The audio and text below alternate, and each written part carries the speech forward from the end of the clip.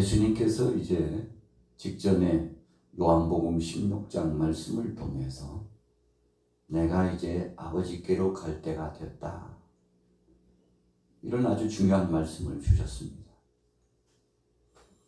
함께 있던 제자들은 상당히 당황스러워했습니다.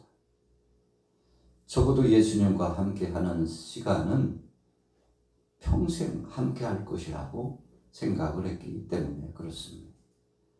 예수님 떠난다는 것은 상상도 할 수 없는 것이었습니다. 이제 막 주님과 함께 정도 들고 함께하는 세월, 그 시간들이 익숙해졌는데 예수님께서 떠나신다고 말씀하시고 죽으신다고 말씀하시고 아버지께로 가신다고 말씀하시고, 어찌 보면 한편으로는 도무지 이해할 수 없는, 받아들일 수 없는 말씀을 예수님께서 하셨을 때 제자들의 반응은 사뭇 당황스러워하고 놀랐습니다.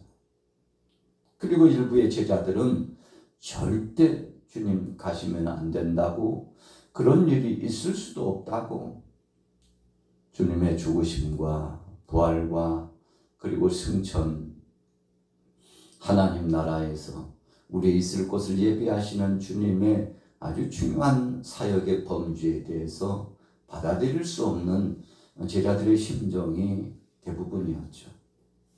그러나 보세요. 오늘 16장 32절에 보니까 요한복음 16장 32절에 이렇게 말씀했죠. 보라, 너희가 다 각각 제 곳으로 흩어지고 나를 혼자 둘 때가 오나니 벌써 왔도다. 그러나 내가 혼자 있는 것이 아니라 아버지께서 나와 함께 계시느니라. 예수님 혼자 있게 하고 제자들 다 도망간다는 겁니다. 예수님과 함께 있기를 원했던 제자들, 절대 주님 떠나시면 안 된다고 하는 제자들, 그러나 그 제자들의 그 본심은 육신의 소욕 속에 있었기 때문에 그렇습니다. 예수님과 함께 있으면 유익한 점이 많아요. 먹을 문제, 또 사람들 안에 주님이 행하시는 기적의 역사와 능력으로 말미암아 대우받는 삶, 예수님께서 왕의 권능을 갖고 계시는 그 엄청난 능력과 그 권능을 보니 이분과 함께하는 출세하기에 되겠다 싶었죠. 그런데 막상 예수님이 붙잡히시고 십자가에 고난 당하시고 아주 처절하게 죽으셨잖아요. 그때 제자들은 소스라치게 놀랐습니다. 야, 이제 끝났구나. 이제는 끝났구나 생각했어요. 예수님께서 십자가를 말씀하시고 그리고는 부활의 영광과 능력 말씀하시고 하나님 나라에 입성하시는 영광스러운 그 나라를 말씀하시며 하나님의 살아 역사하시는 그 능력을 말씀하셨으나 제자들은 그런 것에 별로 관심이 없었던 걸로 보여집니다. 왜요? 사람들은 관심 범위 안에서 살게 되어 있습니다. 여러분, 우리가 관심이 있으면요, 그것에 집중합니다. 관심이 있으면 때로는 목숨도 내어놓습니다. 관심이 있으면 그것에 전 재산을 통틀어 가지고 투자도 합니다. 이유가 뭡니까? 거기에 이익이 있고 그것을 통해서 아주 중요한 역사가 진행된다고 생각하면 그 관심이 모든 것을 그것에 쏟도록 하는 겁니다.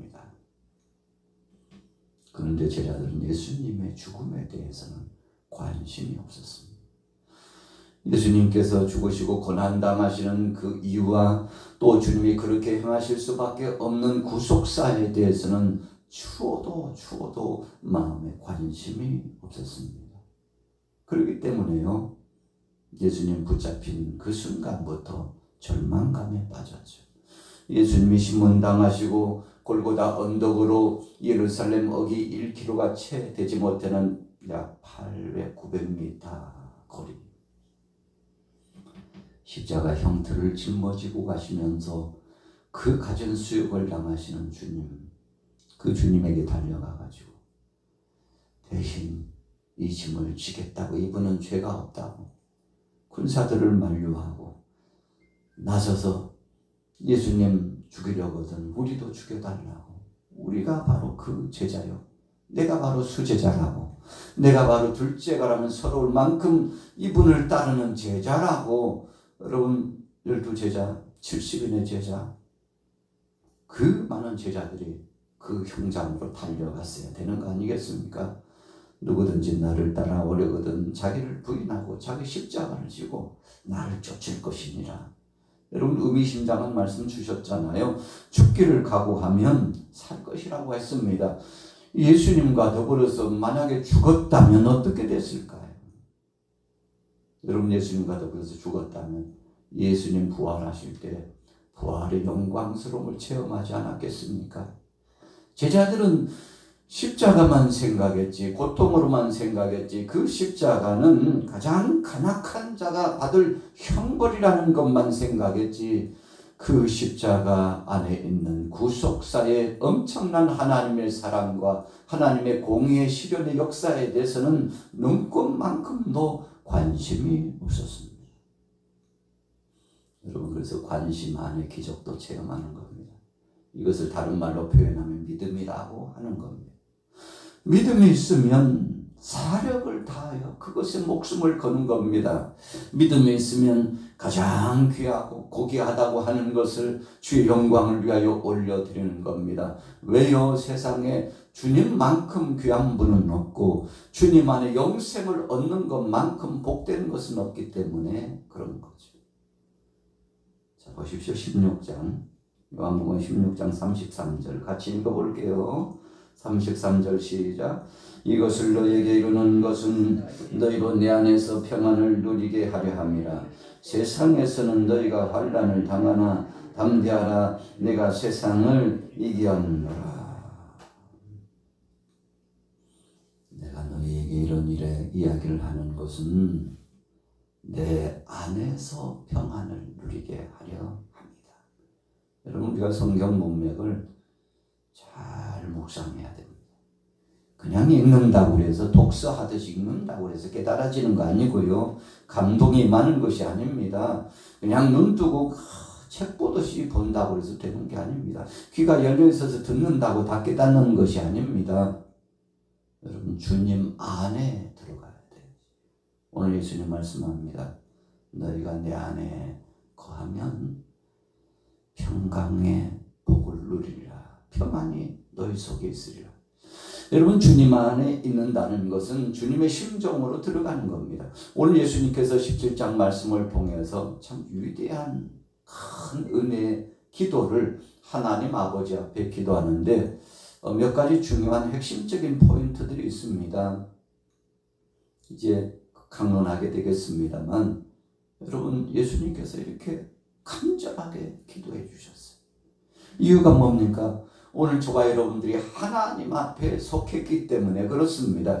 그래서 우리가 주님 앞에 속해 있고 주님 앞에 매어 달리고 주님을 의지하고 예수 그리스도를 전폭적으로 구주로 삼고 그분을 의지하면 우리 안에 성령님이 물붓듯이 은혜를 부어주시고 불같은 성령, 바람같은 성령, 생수같은 성령이 임해서 우리 자신들을 아주 단단하게 담대하게 올곧게 믿음 안에 의로운 사람으로 정말 제자답게 살 수 있도록 하나님이 역사해 주시는 겁니다. 여러분 우리 힘으로 우리 능력으로 그렇게 사라지는 것이 아닙니다. 그래서 베드로는 예수님 앞에서 죽을지언정 주님 떠나지 않고 주님 책임질게요 했지만 그는 가야바의 뜰에서 예수님을 3번 부인했잖아요. 예수님을 뒤에서 신문당하고 있는데 구경꾼이 돼가지고 구경하러 갔다가 주님과 함께 죽어도 시원찮은데 그렇잖아요. 구경하러 갔다가 멀찍이서 불을 쬐고 그 구경하고 있다가 주위 사람들에게요 신문 아닌 신문을 당하잖아요. 당신 예수의 제자잖아. 당신 수제자잖아요. 함께 있는 것을 내가 봤다니까. 분명하잖아. 당신 베드로 맞지? 죄안반의 수제자 베드로 맞잖아. 그러면요 사실 이런 신문은 영광스러운 겁니다. 주님의 제자라고 인정해주고 우리가 다 봤다고 하고 얼마나 복된 것입니까? 그러나 베드로는 그것을 복으로 받아들이지 않았어요. 영광으로 받아들이지 않았어요. 그것은 저주라고 생각했고 그것은 곧 죽음이라고 생각했습니다. 여러분, 그러니 같이 기준이 다르잖아요. 오늘 예수님 분명히 요한복음 16장 33절에 세상에서는 너희가 환난을 당하나 담대하라, 내가 세상을 이겼다. 여러분, 우리는 명심해야 됩니다. 어떤 거짓의 사람들은, 크리스찬들은 세상에서 절대 환난이 없다고 이야기합니다. 속으면 안 됩니다. 예수님은 분명히 말씀했어요. 너희가 세상에서는 환난을 당하나.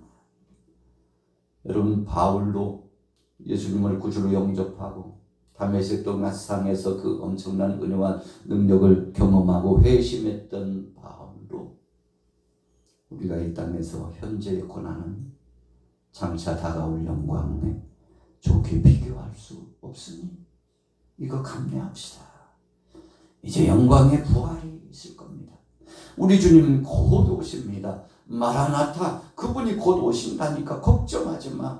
환난과 핍박을 당해도 예수님 말씀하셨잖아. 세상을 이기셨다고. 그러니 우리가 예수님을 구주로 영접하고 믿음으로 끝까지 가면 환난도 당하고 핍박도 당하지만 종국적으로는 부활의 영광과 주님이 주시는 상이 있으니 믿음으로 가라. 여러분, 오늘날에도 우리가 믿음대로 온전한 믿음으로 살려면 결코 세상은 만만치 않습니다. 그냥 타협하고 살고요. 그냥 보기 좋고 우리 생각에 좋은 대로 살면 편리해요. 그냥 내 방식대로 믿음 생활도 하고 하고 싶으면 하고 하기 싫으면 안 하고 그렇게 하면 되잖아요. 그러나 정말 믿음대로 살려면 엄청난 환난이 오고 핍박이 옵니다. 여러분, 꼭 칼 목에다 들이대야만이 환난이고 핍박이고 고통입니까? 아니에요. 눈에 보이지 않지만 진리대로 말씀대로 살지 못하도록 우리를 유혹하는 것이 환난이요 핍박입니다. 그래서 보이는 것보다도 보이지 않는 세계 속에 엄청난 영적 싸움이 있어요. 여러분, 우리가 거룩하게 살고 말씀대로 살려면 한도 끝도 없이 도전해오는 악한 역사, 어둠의 세력들이 온다니까요. 그래서 사탄은, 이 귀신의 역사는 자기 편은 건들지 않아요. 자기 편이 아니라고 생각하면 엄청나게 공격해옵니다. 여러분, 그래서 우리가 영적으로 깨어서 기도하다 보면 영감으로 느끼죠. 야, 약한 것이 기도 못하게 하는구나. 약한 것이 온전한 예배자로서의 삶을 살지 못하게 하는구나. 악한 것이 주님 중심, 말씀 중심으로, 기도 중심으로, 전도 중심으로 마라나타, 다시 오실 주님 재림신앙 중심으로 살지 못하게 하는 거구나. 여러분, 눈치채야 됩니다. 우리가 이것을 영적으로 둔감해가지고 느끼지 못하면 끝나는 겁니다. 여러분, 지혜로운 다섯 처녀가 잘한 것이 뭡니까? 늘 준비했어. 미리 준비했어. 오늘 여러분들도 준비된 심령이 되기를 축복합니다. 자, 보세요. 몇 가지 말씀드릴게요. 오늘 17장 말씀에 보니까 진정한 영생은 3절에 보니까 하나님과 예수 그리스도를 진실로 우리가 인식하고 그분을 알고 고백하는 것이라고 했어요. 그래서 하나님은 살아가시고 예수님이 나의 구주다고 고백하면 그 순간 영생이 임하는 겁니다. 여러분, 이것을 우리가 다른 말로 표현하면 신앙 고백인데요. 이 고백이 아무나 나오지 않습니다. 억만금을 준다고 해도요, 예수 믿으라고 해도 마음은 믿고 싶은데 믿어지지 않아가지고 못 믿는 사람 굉장히 많습니다. 돈이 있다고요? 어림도 없습니다. 지식이 있다고요? 아닙니다. 힘이 있다고요? 아닙니다. 예수 그리스도를 구주로 영접하고 하나님을 인정하고 그분이 나의 삶의 주인이라고 고백하는 것은 성령의 역사를 통해서 가능합니다. 그래서 우리가 하나님 편에 전폭적으로 우리 자신을 맡기고 믿음으로 나아가면 그때 비로소 성령께서 임하셔서 우리를 도와주시고 깨닫게 하고 알게 하고 믿어지게 하고 그분 뜻대로 살게 하는 겁니다.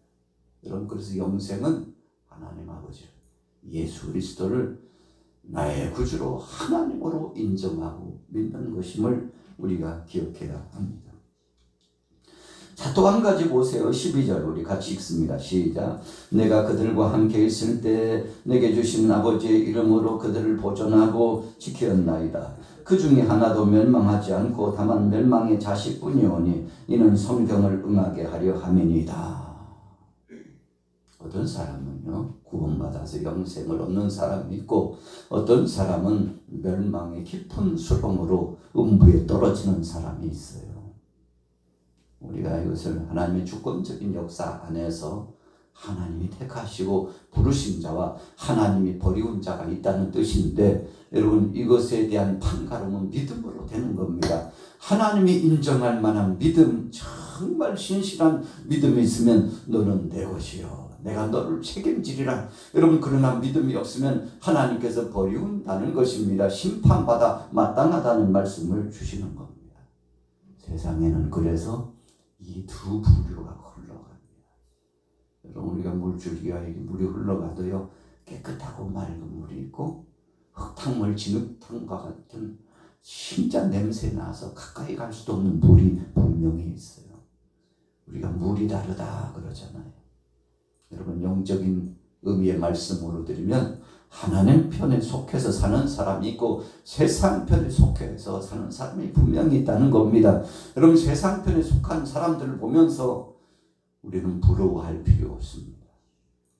우리가 주님 뜻대로 산다면 주님이 우리를 책임지시기 때문에 끝까지 인내하고 가는 거죠.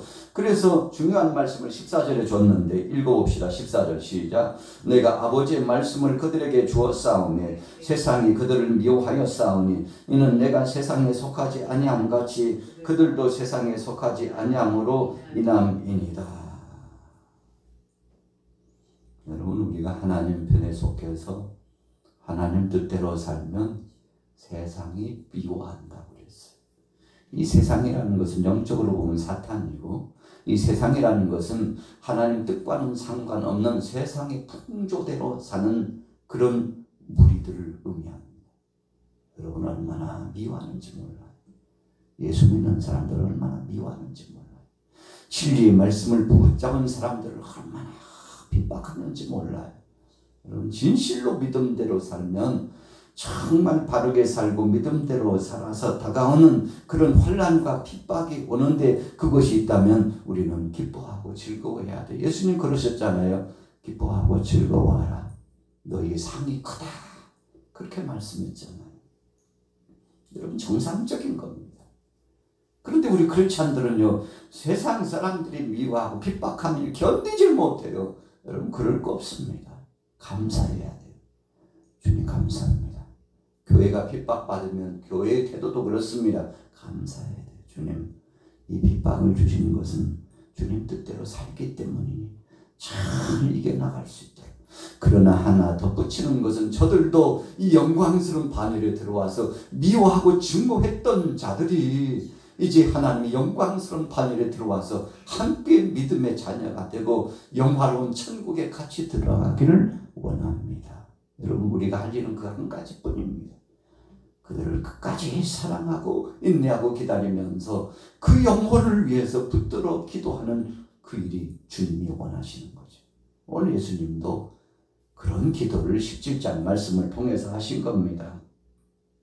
자, 마지막으로 17절 읽어볼게요. 시작. 그들을 진리로 거룩하게 하옵소서. 아버지의 말씀은 진리입니다. 우리가 예배 치라고 오면은 깨끗이 몸을 씻어요. 얼마나 가뿐한지 몰라요. 샤워를 하고 나면 얼마나 시원한지 몰라요. 영적인 세계도 그렇습니다.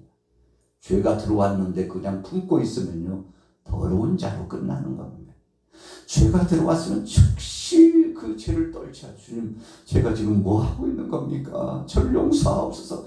다시는 유혹받지 않고 미혹에 빠지지 않도록 아버지 뜻대로 하나님 뜻대로 살도록 도와달라고 그래서 주의 말씀을 기억하고 철저하게 회개하고, 여러분 그러면 거룩해지는 겁니다. 거룩이 다른 게 아니고요, 넘어졌으나 즉시 일어나는 겁니다. 주님 앞에서 당당하게 새로워지는 겁니다. 오늘 하루 동안 여러분들에게 그런 편의 은혜가 넘쳐지고 영광스러운 반열에서 오늘 예수님 우리를 위해서 마지막 이제 기도를 하고 계시거든요. 여러분들은 무슨 기도를 하실 겁니까? 나라를 위한 기도, 더 많은 백성들이 돌아오기를 위한 기도, 우리의 사명 감당하기를 위한 기도, 정말 하루를 살아도 주의 영광을 위해서 사는 그런 복된 자 되기를 위해서 기도하시고 승리하시길 예수님의 이름으로 축원합니다.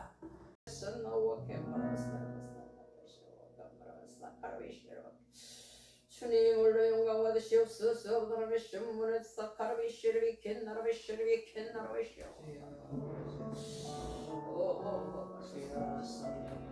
아버지는 나오시고 감사합니다. 하나님의 내 영혼에서 나와게 말했습니다. 오라스바비 기마라스가 싹하게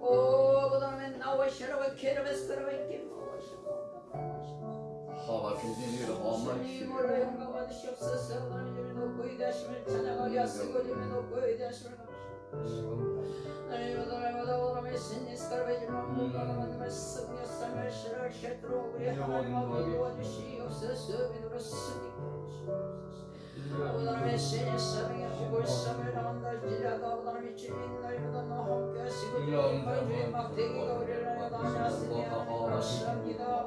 우리가 아버지 신이 스카르베기 김모와 레스레스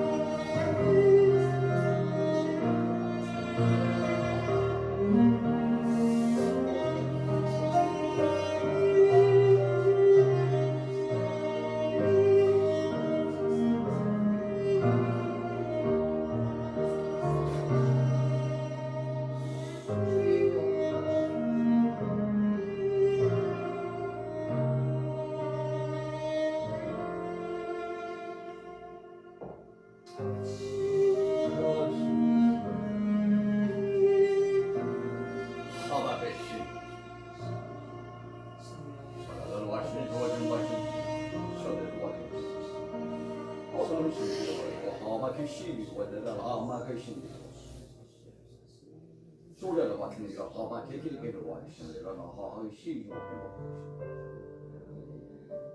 누가 막힌 대로 하바 개시야 이건 정도 같아 문장